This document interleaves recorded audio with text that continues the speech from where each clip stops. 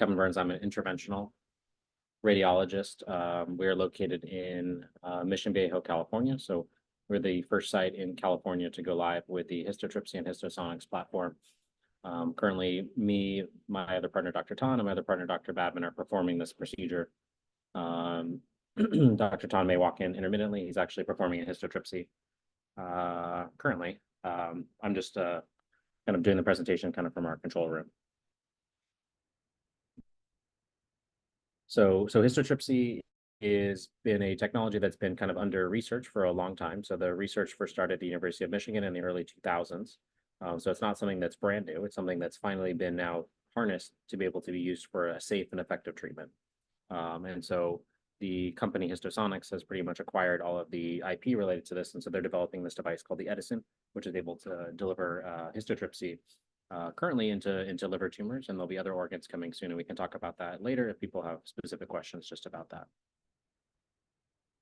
So histotripsy is a mechanical disruption of tissue that uses ultrasound waves that focus on a small point that go in to rapidly expand all the little microscopic air bubbles that are present throughout your body. And what that does is it mechanically shears the tissue in the tumor in order to completely disrupt it. This is just a little animation of what would be happening kind of on the inside of the body as the histotripsy is going on. So this basically rice-sized little grain bubbles that's precisely targeted into the body can go in to destroy any sort of tissue. And as you can see kind of in this video, it doesn't damage any of the tissue surrounding it. So there's no entry or exit dose. And as you can kind of tell here, the margins are very exact, meaning there's not a gradient effect which is where you're trying to treat, the whole area is dead, and then anything you didn't treat is not dead. So there's a really defined margin, which differs a lot from other therapies we do, such as microwave ablation or radiation, where there's a kind of a gradient where the center may be dead, and then there's less dead tissue on the outside. And this is really a mechanical disruption. So this differs from other therapies, which involve either heat, cold, or radiation, because those are temperature or ionizing radiation, and they have kind of different effects on the body compared to histotripsy. So this is the image on the right is what the arm that delivers the energy actually looks like. There's an ultrasound transducer in the center of it, so we can see. And then this conical shape has all these different elements that generate the sound waves, and only where they all meet at the focal point, that's the only area that has any sort of energy deposited onto it. So anything in the middle, so say this machine was on, you could actually kind of put your hand up near the transducer and you wouldn't feel anything because the force is really only happening where the focal point is. So this is high intensity sound waves that go in and destroy any sort of tumor that's currently in the liver. The trial for kidney will be starting, and there'll be a trial for pancreas. So this is going to come to other organs, but currently we're performing this on liver tumors only right now. This is also a non-invasive procedure. That means there are no incisions. The procedure is not sterile. It is done in a operating room or a hospital environment because you do need to be kind of put to sleep for this procedure to make sure that you don't move at all. And so that also means that generally you don't need antibiotics afterwards. There are certain patients who do need antibiotics, but there's really no risk of bleeding as well because there's no incisions. And the recovery is going to be a lot less as well because there's no incisions or major damage to recover from at that point. And so this, so when you're asleep for the procedure, a big it's called a water bath. This membrane sits on top of your body. We fill it with water, and that really makes the treatment head kind of conform to your body. Sound transmits, or ultrasound waves transmit very well through fluid, but not through air as well. So we have to get rid of all the air from the treatment head to your body. So this big water bath, and I'll show a picture of that later, goes on top of the patient to deliver the energy. So this is just kind of another animation of what would be happening on the inside of the body. So this is highly magnified, but this is kind of what the mechanical bubble cloud kind of looks like on the inside of the body. So this would be happening in the liver, and we could visualize this in real time on ultrasound. This is a animation of actually a treatment happening. This is just inside of a kind of a water bath, but this is going to show you the bubble cloud. So on the bottom left corner, you can see this voltage number. So as we turn up the voltage, you can see all of a sudden the histotripsy happens. And so this is happening at this one focal point inside of your body. And every tumor, everyone's tissue is going to have a different voltage that we have to perform this at. And so this is customized to every patient, and we actually see this live. the treatment is also audible because these are sound waves. If the therapy is happening, we actually can hear a tone kind of being emitted from your body. And if we don't hear that sound, we know that we don't have enough energy in order to destroy your tumor.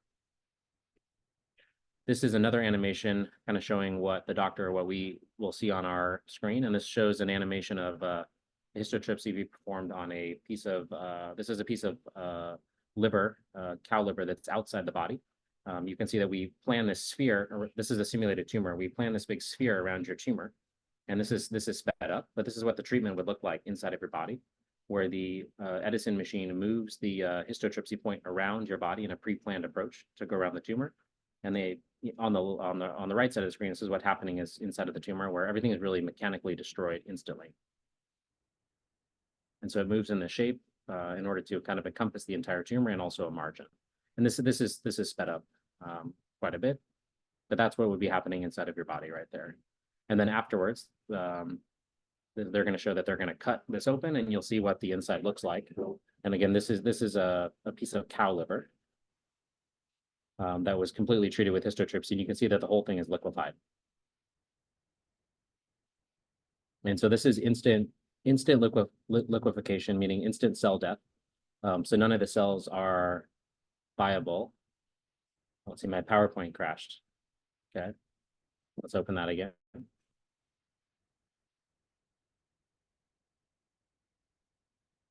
Too much excitement. Didn't like my PowerPoint. Let's see. Okay, so we saw that video. So this would be a microscopic image of that. So say we treated a piece of a tissue in a patient, and then we did a biopsy of it and sent it to a pathologist. They would see the treatment zone, which is in the center of the screen, and then there's this kind of exact border. So whatever we're treating, we're killing, and then there's kind of this precise border where there's not any damage to things around the tumor, what we're treating. Obviously, we want to get what's called a margin, or if a tumor is close to something, we may damage something, but it's very, very precise treatment. That's what an example of this. So it shows that really where you're treating is all dead. It's liquefied. Really, a pathologist actually can't tell what tissue it came from because it's all this kind of just liquefied material. They can tell it's cells, but they couldn't tell what organ it had come from because it's so liquefied. This is kind of an example of a treatment of not in humans, but in cows when they were testing this. And so these are just pictures of the treatment cavities. And what you can see is that this therapy actually will preserve some of the large ducts and blood vessels that are present in the liver. So that differs from all the other therapies that we offer. The reason it can do this is they can tune basically the power of the bubbles in order to not damage these structures that have a lot of collagen in it. It will kill off any of the viable cells there, but it'll leave kind of the ducts and the structures intact. And so that they can still provide blood flow to the area in the liver. And this is just an example of what a cavity would look like. So they basically can wash out the entire ablated area, and you can see that some of the ducts and the blood vessels are still present inside of this. So this differs from other things like we do microwave ablation, cryoablation, radiation, where it kind of just destroys everything and causes necrosis in the area. So this is another differentiating factor from that. This is an example of a patient who had histotripsy in one of the trials. And on the MRI, you can see that there's this white line that runs to the tumor, and that's a blood vessel that maintained intact. So we were able to actually treat through the blood vessel, but not damage it. And so it was kind of maintained intact. So that's a unique feature of histotripsy and histosonics, which is not available with other technologies. So with histotripsy, we aim to provide instantaneous and complete tumor destruction. So the tumor dies instantly during the treatment. We think that, or there's basic science to show that we can alter the microenvironment in the tumor and potentially the immune system recognition of the tumor. And we can do this to reduce the amount of disease present in patients and also improve their quality of life with very minimal intervention because this is non-invasive. So there's been a lot of studies on immune modulation related to histotripsy. So these are all done in animals. And so that doesn't all directly apply to humans. So there's a lot of research still going on for this. But in animal models, histotripsy has been shown to induce an immune infiltration of the treated area. So this is just an example of a tumor on the left and then a tumor that was treated with histotripsy on the right. And the staining just shows that there's increased amounts of T cells basically that have infiltrated the tumor. And these are the cells that you want to help recognize tumors so that can go and kill tumors either elsewhere in the liver or elsewhere in the body. And so in kind of one study that compared the amount of circulating tumor infiltrating lymphocytes compared to radiation or RFA, it was much, much higher in histotripsy. And so that's a differentiating factor from some of the other local therapies. And so for the histotripsy procedure, just give me one.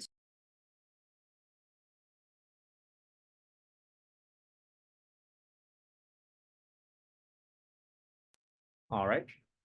Sorry. So for the histotripsy procedure itself, this is done, like I said,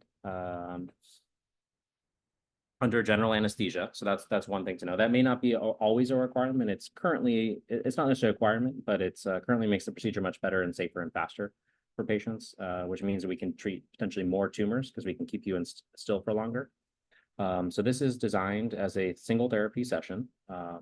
Obviously, if somebody has multiple tumors, that may require multiple sessions, but we can treat multiple tumors in one procedure. It non-invasively liquefies the tumor into this acellular lysate, meaning the cells are just kind of destroyed. They're not viable, and it turns into that liquid that you saw in that example.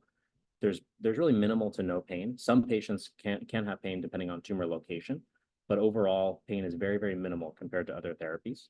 And the treatment's also very precise. We talked about that before, where we're only treating the area we think we're treating, and there's not really a gradient where there's some damage to surrounding structures. We can draw the margins, and we'll show that later on the ultrasound of a tumor, and we're very, very precise in that.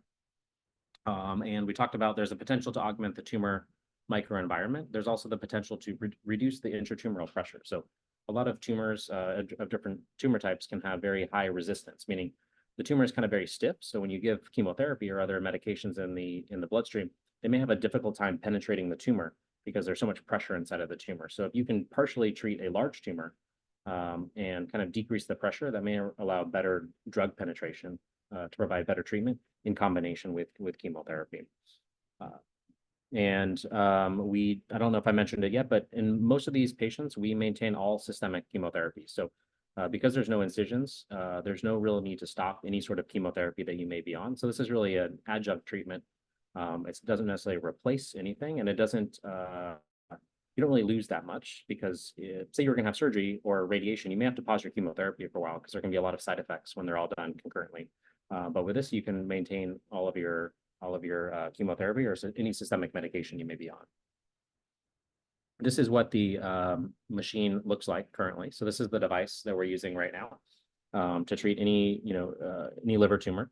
And so a patient is placed under general anesthesia. So that means you do have a breathing tube. You are completely asleep. The reason we do that is that your liver sits right under your diaphragm, which is your breathing muscle. So every time you take a breath, your liver moves up and down. So with anesthesia and certain tactics, we can minimize that movement or eliminate it so that the tumor can stay in one place and we can deliver a more effective therapy. So the machine, which is called the Edison, is this big machine on the right. All the power happens in this big base unit. This is mobile, so it can be moved around. The console here, this is where we can load in your MRI, your CT, and we can use that with the ultrasound to kind of fuse together to make sure that we're targeting the correct location or trying to reach tumors that are harder to see. We use all the software on the machine to plan out our treatment.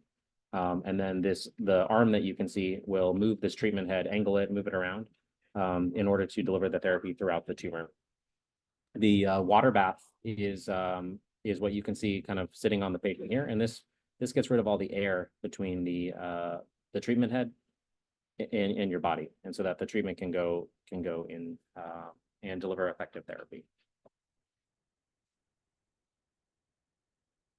So this procedure, like I said, is performed under general anesthesia. We often provide a dietary handout ahead of time. The reason is to prevent some bowel gas. So you will go on a special diet to decrease the amount of gas that's present in your intestines, because sometimes that could be in front of the colon or be in front of the liver, and that could alter our ability to see tumors.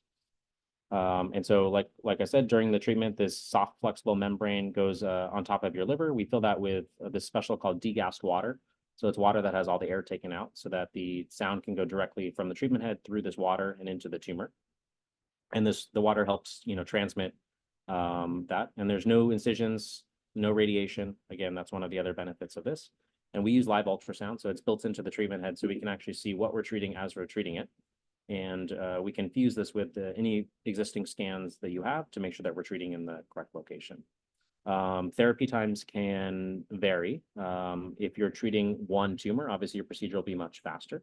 But often now we are treating many tumors at once. And so procedures, I would say on average, if we're treating multiple tumors, are going to be probably, over 2 hours for these procedures. If you were just treating kind of one tumor, the actual time that the ablation is happening could be 20 minutes or so. But there is a lot of setup before that and planning. So this is just a close-up of kind of what this water bath looks like kind of on a patient. So you can see that this water bath kind of goes onto the body. And when you put the water in, it kind of conforms to the surface, and you can see kind of inside of that, there's the treatment head, and we're using this to image.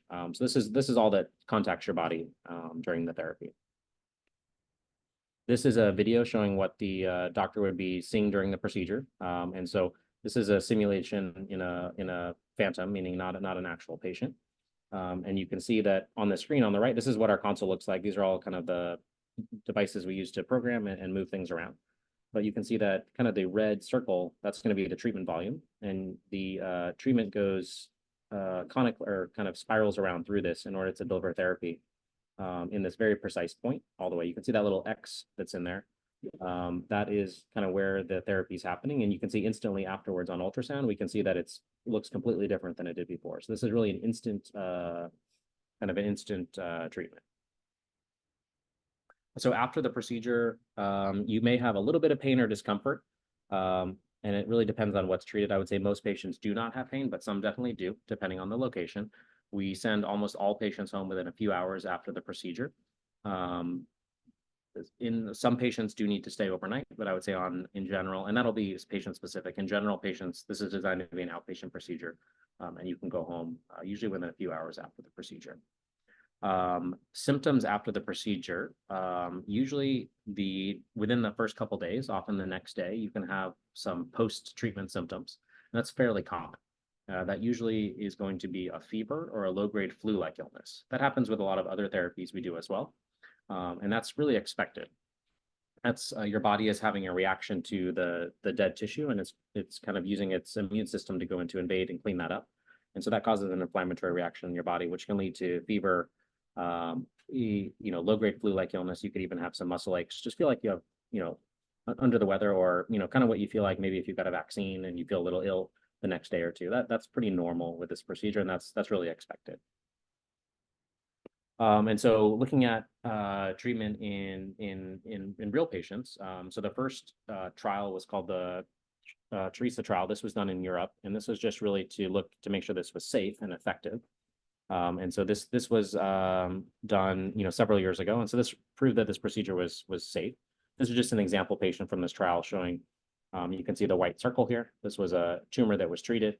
They did an MRI 1 week later, and you can see that now that entire area is all black. And then you can see that on the next follow-up imaging on 8 weeks, you can see that everything is still kind of all black and starting to get smaller. So this trial showed that this procedure was safe and effective. And later, we had the Hope for Liver trial. And so this was done in Europe as well as the United States. And the goal of this was to evaluate the efficacy and the safety of specifically the histosonic system to treat any sort of tumor in the liver. That could be a primary tumor, meaning cholangiocarcinoma or hepatocellular carcinoma, or that could be a metastatic tumor to the liver. So this had a total of over 40 patients, and they did follow up at basically 1 day, 30 days, 6 months, 1 year, and annually all the way out to 5 years if possible. And so this basically showed that this procedure had a high technical success, so that's very important. Can we target a tumor and accurately treat it? And so they had a technical success rate of about 96%, that they were able to destroy the targeted tumors, and that was defined by patients who had an MRI done within a day and a half of the procedure to make sure that everything was targeted. And then they also looked to make sure this procedure was safe. That's also important when we're offering any new therapy. We want to make sure that this is safe. It's not going to cause any other issues related to the patient. So overall, they found that this procedure was very, very safe. There was only a few patients who had some complications from the procedure. One patient in this did have an infection. That patient had a biliary stent. And those are often the patients that we do give antibiotics to prior to the procedure to prevent that from happening.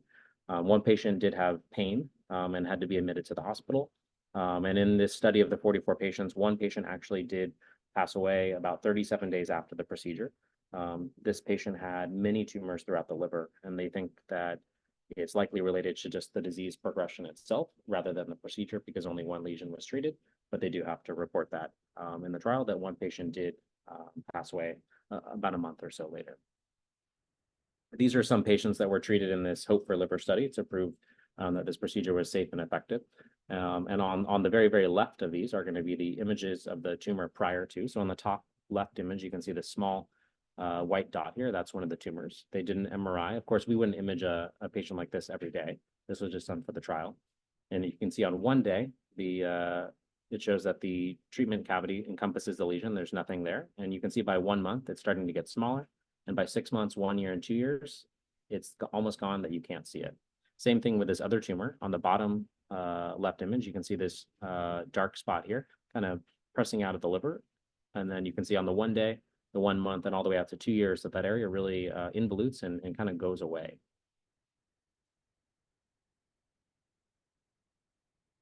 And so the strengths of histotripsy, one is that it can preserve the liver parenchyma, so it doesn't cause a lot of damage to the surrounding tissue, and it preserves the ducts and the blood vessels that may run through where the tumor is.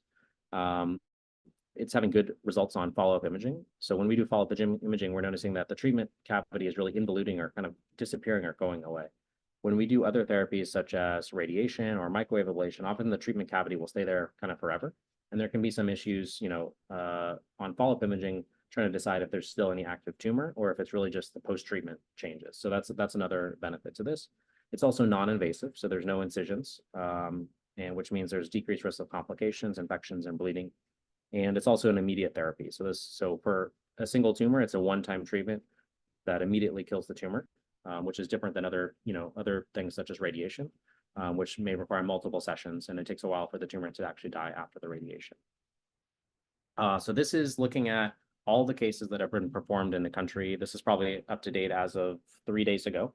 And so in the entire United States, there have been 352 patients successfully treated with the Edison system, treated a total of 634 lesions. There's currently 20 centers offering in the US. There's 20 hospitals offering this procedure right now. And there's 36 active physicians in the entire country performing this procedure, and we have 3 of them at our site. So you can see across the entire country, the most common tumor type being treated is going to be colon cancer that has spread to the liver. The next is going to be neuroendocrine tumor that has spread to the liver. And then the next after that will be hepatocellular carcinoma or liver cancer, and then pancreatic cancer, breast cancer, and cholangiocarcinoma. The most common is to treat one lesion. So you can see about half of the patients had one lesion treated, but there have been patients who have had up to 9 lesions treated in one session. And I think the numbers of the patients who we treat 4, 5, and 6 lesions is going to be growing because there's been some software updates on the machine that make the treatment a little bit faster. This procedure is performed by different medical specialties. So it's about half and half between a surgeon performing this versus an interventional radiologist. And if you look at the locations of tumors, we're really able to treat all locations in the liver now. At the beginning, we were really just treating the bottom of the liver. But if you look at the distributions now, we are able to treat all lobes. So the liver is divided into 8 segments, and this is defined by what blood supply goes to the area. And so that's often how we classify tumors based on their location. The most common area to treat is going to be the left liver and the bottom of the right liver, but we are able now in some patients to treat the top of the right liver, and there'll be other future innovations coming to the Histotripsy platform later that will help us treat even more locations and more patients. So if you look at just our experience, I'm not going to show any of our own cases, just in case any patient may be watching. I don't want to show any data, but I'll show our numbers here. We have completed 89 cases as of yesterday, 90 as of today, and we've treated a total of probably about 200 lesions after we finish our procedures today. Our most common tumor type is also going to be colorectal cancer, followed by breast cancer, and then neuroendocrine tumor and pancreatic cancer. So most commonly, patients are having metastatic disease to the liver, and we're offering this therapy in order to decrease the amount of tumor in the liver and potentially kind of alter the tumor microenvironment, and potentially in some patients, try to induce this immune effect. So for the future of histotripsy, so currently we're treating liver tumors. The trial to treat tumors that are in the kidney, so renal cell carcinoma, has started in the US. We will be participating in that shortly, and that should be done by the end of the year. And hopefully, once those results come out, this will be offered commercially to patients who have kidney cancer. The trial for pancreatic tumors will be starting in Europe later this year, and then that trial should come to the United States in 2025. But if you look at this technology, it's a non-invasive way to destroy things. This can really go to multiple areas of the body. So kind of currently we're treating things in the abdomen, but I think as time goes on, we're going to expand this into multiple kind of other organs in the body, such as the prostate. That'll be one that comes soon, potentially the thyroid, the breast. So there's a lot of future for this, and they're even working on a device to help treat through the skull so that things in the brain could be treated at some point. And that stuff's still a long ways out, but it's something that's at least in the pipeline to kind of harness this technology. And that's all I've got. And I think we'll open everything up to questions at this point.